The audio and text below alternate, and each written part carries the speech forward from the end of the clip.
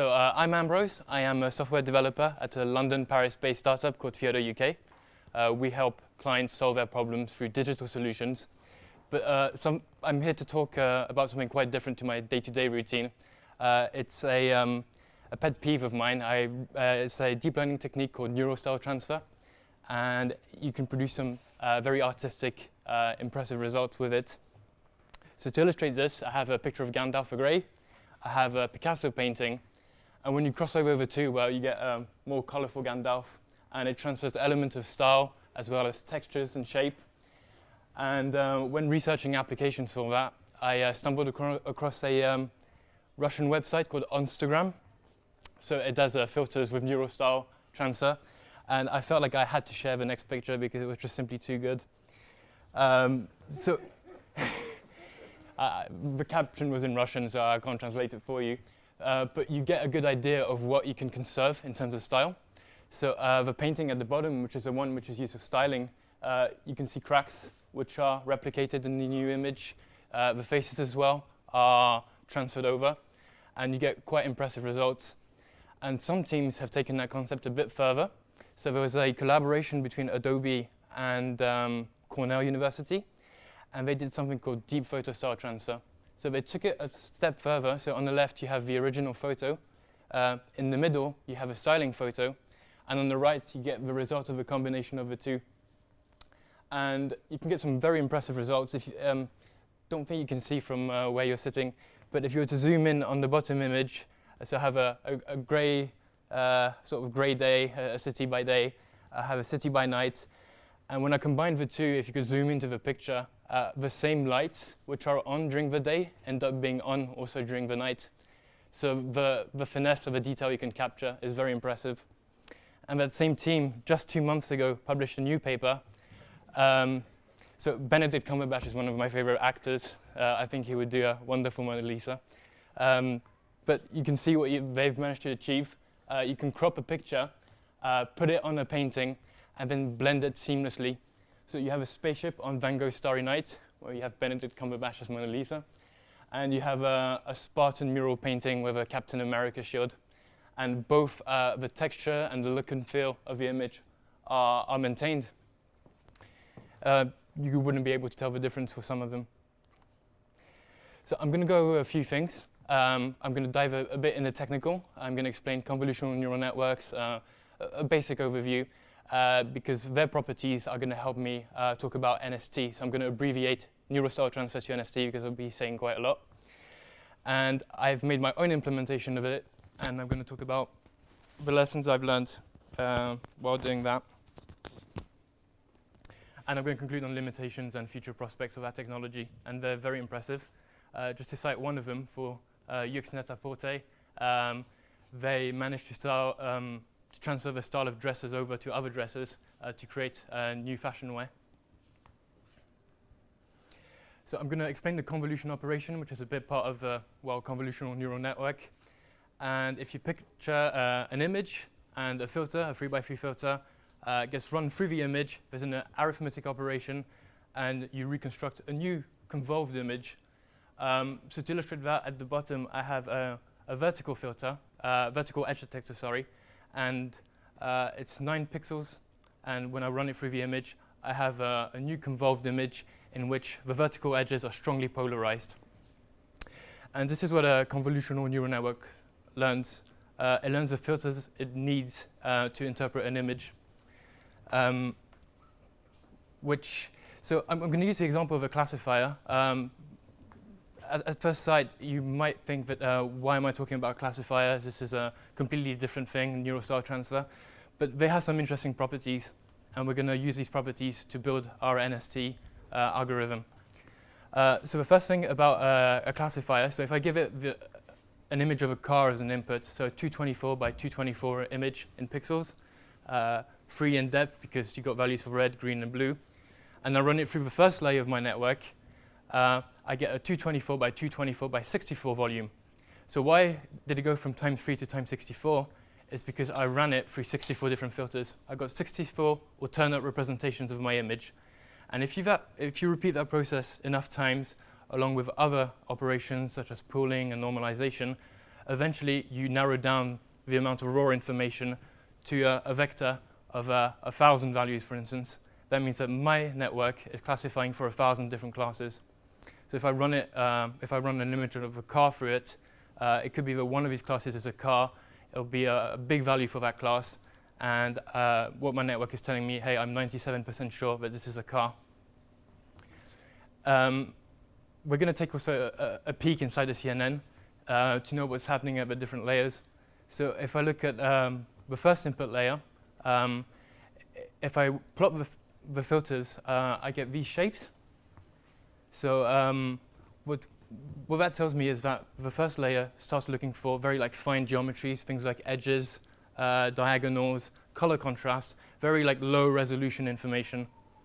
And as I progress through the network, the size of what gets detected becomes larger. So in the middle of my network, I'll be looking at semicircles, arcs, complex arrangement of edges, and by the time I get to the high level layers, I'll be looking at things like a door or a wheel or a bumper, and at that point I can successfully classify an image. But we'll be playing with two properties. So from the original paper, which first brought NST to light, the authors had something to say which I thought was very interesting. All in all, it's truly fascinating that a neural system, which is trained to perform one of the core computational tasks of biological vision, automatically learns the image representation that can separate image from content, style from content, sorry. And if NST is the combination of style and content, and we have a network which allows the separation of both, well, that's half of the work done for us. Now, for the technical implementation, we'll be playing on another property of CNNs, and it's the ability to transfer learning. So you can train a CNN on the task and reuse its weights for a completely different other task. So say that you could take a classifier which was trained on images of dogs, and you want to build a cat classifier which detects cats. You could reuse a classifier trained on dogs, fine-tune the weights, and it would still work.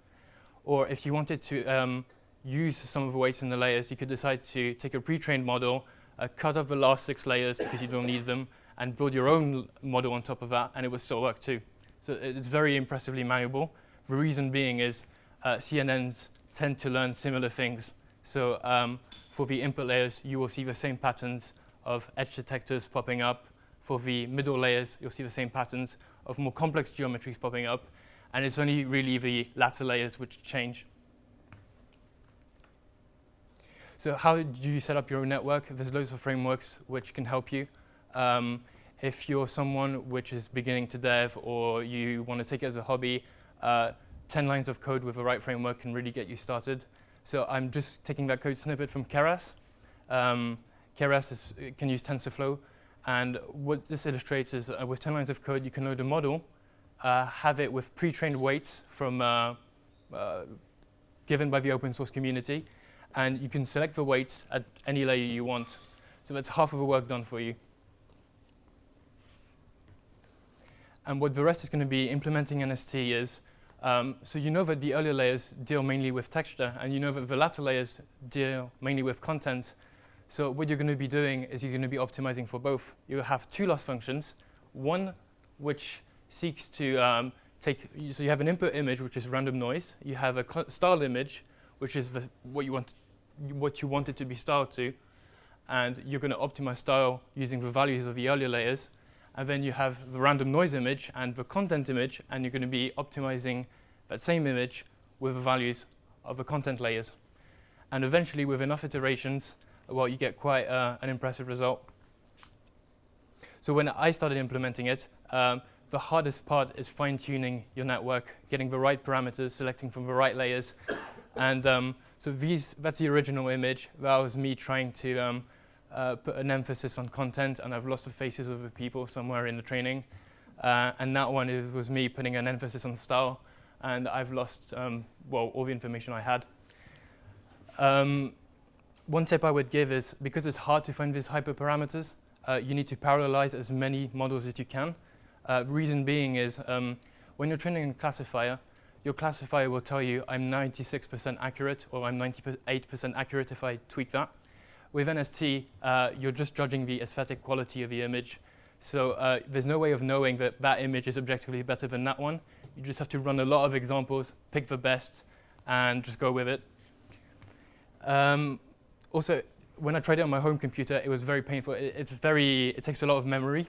So I think I was taking 5 minutes per iterations, and I had to do 1,000 iterations. So my machine was kind of steaming. And what you can resort to is making an AWS account is really quick, and just getting a big instance with a big GPU and running 10 or 20 models at the same time, which is what I did, and it brought it down to 9 seconds. And the last point is avoid implementing a model that you don't really understand conceptually. So sometimes you'll read a paper, you're like, oh, I get the math. And then you implement it, something doesn't quite go your way, and you have no idea how to tweak it. So you just abandon it. And this is some of the results I got. So from my model, I was kind of hoping that the face would be orange, but didn't get what I wanted. And this is like sort of the iteration process happening as a GIF. So I took a scene from Paris and a very colorful image, and it sort of blends into the image.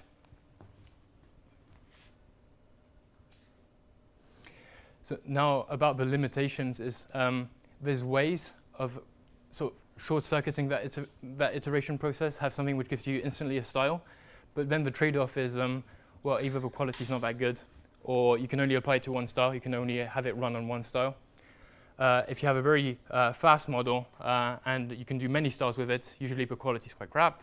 And if you've got a very reusable model and quality is high, well, your speed suffers. Also, it suffers of similar limitations to like most neural networks. So to take the adversarial example, it was a paper from 2014, and a bunch of researchers asked themselves, well, what would happen if I take a school bus and I tried to modify the image to turn a school bus into like an ostrich? And so to do that, they kind of run it through the network, trying to classify it as an ostrich and then backpropagate back to the image. And you get that field of distortion, which you then apply to the image, but they were still getting a school bus. The only thing they achieved is basically their network was now 100% sure that the image on the right was an ostrich. And you can do the same to NST. You can make it so that the content, it can no longer look for content. So you'll just have like your style being replicated on a blank canvas, which is kind of weird. And the final point is, I've mentioned it's a lack of objective performance measurement for you to tune your model, but it's also the interpretability. So it's hard to get a sense of what you're styling for, and it's hard to get a sense of what's happening inside the model. It is a black box, and there are visualization techniques, but there are imperfect. So you tend to get stuck quite quickly.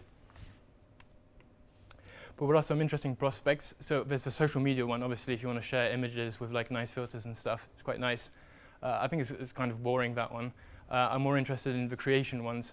So you can have user-assisted creation tools. So some people have used it for interior design, capturing like the look and feel of a room and transferring it to another room. Some people have also used it for fashion. I mentioned that one, and music. So that same concept of image style transfer has been applied to audio and to writing as well, and to chess. That one's weird. You can actually get a network to play in a style of a given chess player. And there's also an application for the entertainment industry. So some people have found a way to lower the cost of animation, simply have human actors and then train a model to just entirely convert the video into a given style, like a comic or whatever you want, really. Yeah, so all in all, there are some limitations to it, but it's a very interesting technology, and I hope you found the talk interesting. If you have any questions, well, I'm still here, and you can contact me by email and LinkedIn. Thank you.